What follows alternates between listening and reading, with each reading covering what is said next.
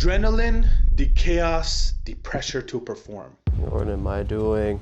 At that point, I thought things started going downhill. Your strategy is to psychologically get to furrows, right? Two chefs with no professional experience will go head to head in a culinary battle. Yeah, I've never felt the same in my life. I freaked out. With just 1 hour on the clock, they must create the best dish they can with the recipe provided. Time crunch time. I was desperate.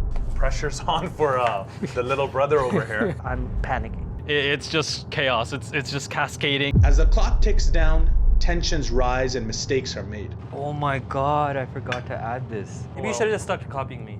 This is going south really, really fast. Will they be able to recover, or will they crumble under pressure? All right, guys, 1 more minute. It's now or never. I have to do something about this now. 5, 4, 3, 2, 1. Who will emerge as the winner? Find out on All Fired Up.